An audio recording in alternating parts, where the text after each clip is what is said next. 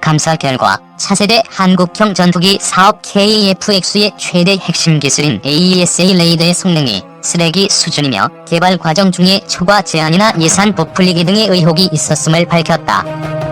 우리가 미국의 F-35 스텔스기를 도입하기로 하면서 미국이 우리 전투기 개발 사업의 핵심 기술을 이전해주기로 했었다가 말을 바꾸고 유지부동이다 보니 우리는 자체 개발로 방향을 전환했었다.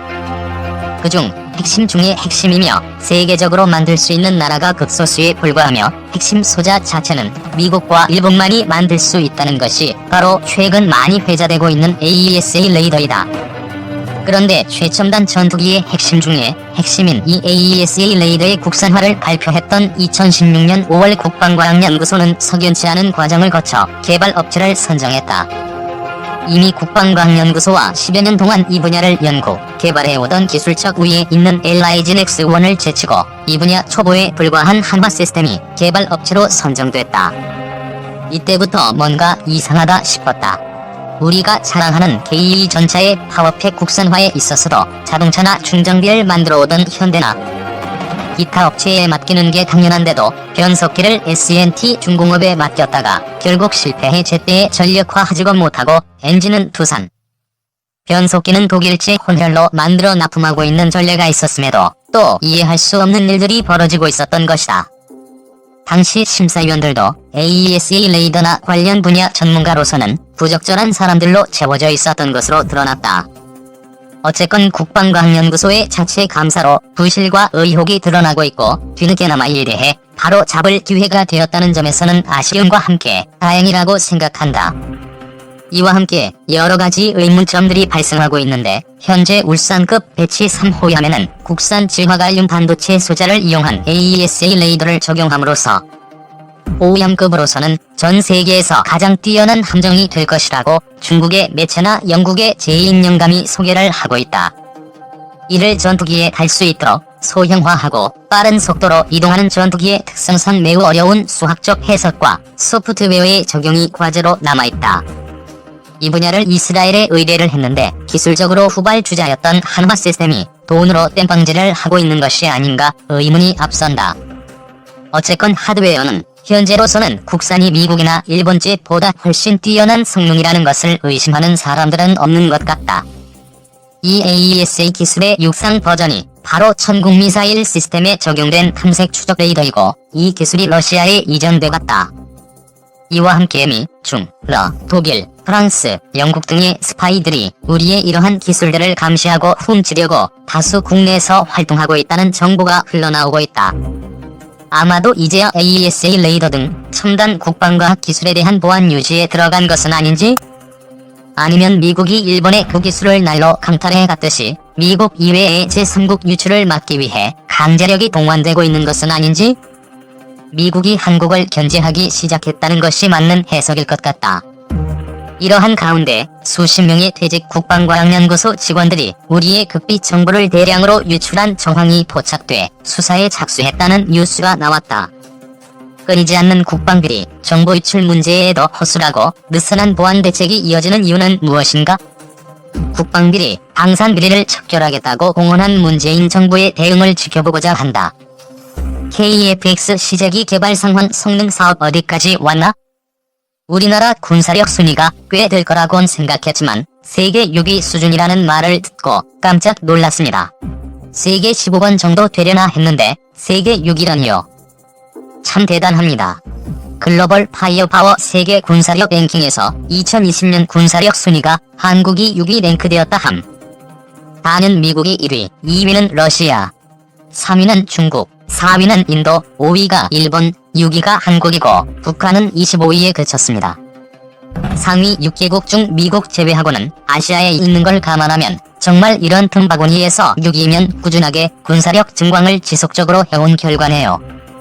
국산화 및 개발이 잘 어우러진 결과로서 뿌듯합니다. 만약 한국을 유럽에 갖다 놓으면 디귿 그냥 유럽에서 1위입니다. 7위 영국, 8위 프랑스, 13위인 독일을 발밑에 두고 있네요. GFP 랭킹은 0에 가까울수록 강하다는 의미입니다. 다만 비대칭 전력이나 지리적 특성을 고려하지 않았다고는 하나 의미 있는 지표이긴 합니다. KF-X 개발 2001년 이후 KF-X 시제기까지. 약 20년 전인 2001년 3월 오김대중 대통령이 공군 사관학교 49기 생도 졸업식장에서 자신감에 찬 목소리로 국산 차세대 전투기 개발을 공식 선언한 이후 약 20년 만에 한국형 차세대 전투기 시제기가 조립 중에 있다고 합니다. 한국항공우주산업은 KF-X 시제 1호기 최종 조립을 시작했다. 이미 제작을 마친 동체와 날개 등 기체 주요 부위를 결합하여 전투기 실체를 현실화시키는 작업 한국형 전투기 사업의 적절성, 타당성 및 개발 기술 역량 부족 등을 수많은 반대에 부딪혔던 차세대 국산 전투기 개발 사업이 성공 가능성에 좀 더 다가갔다. 아직 일부에선 미국과 영국, 프랑스 등이 6세대 KF-X 개발을 시작했다.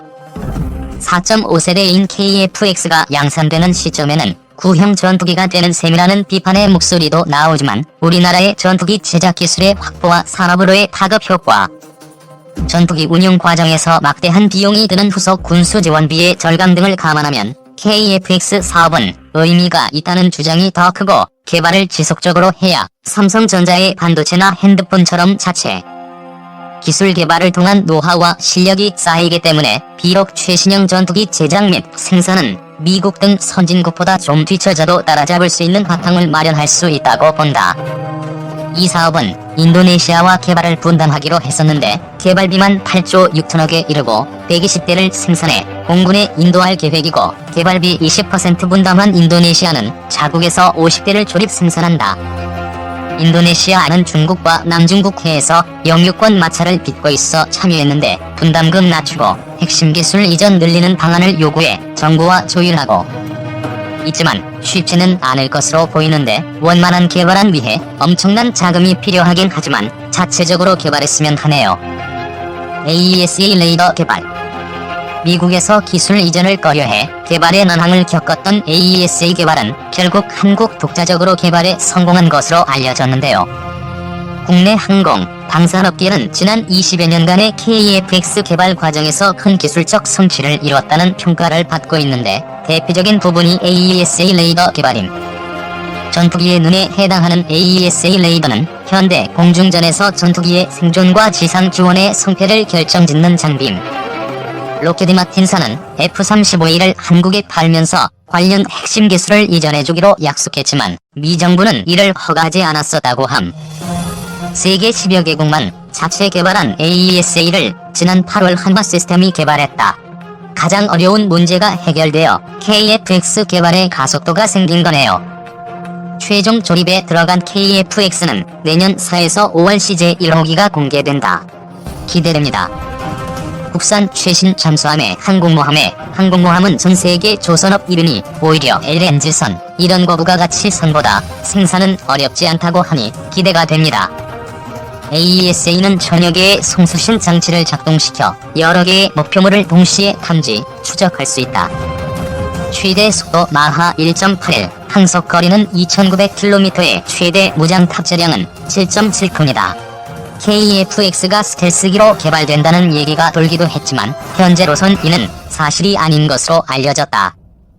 스텔스기에 대한 희망 섞인 시각은 KF-X가 진화적 개발 단계인 블록 개념을 적용하기 때문에 나온 측면이 있다. 블록 개념은 기술 발전 추세에 따라 전투기를 더 나은 성능으로 업그레이드한다는 뜻이다. 하지만 KF-X는 한국 공군이 도입한 최신의 5세대 스텔스 기인 F-35E에는 미치지 못하는 4.5세대 전투기가 목표다. 초음속 전투기 개발은 한국과의 과학기술 역량을 집대성한 결과다. 개발에만 국내 방산업체, 연구소 및 대학 등 150여 기관들이 참여했다. 무려 20만 개가 넘는 부품, 전자 및 기계장치로 구성된 항공기 특히 전투기 개발 및 생산은 전 세계적으로만 봐도 많지 않다.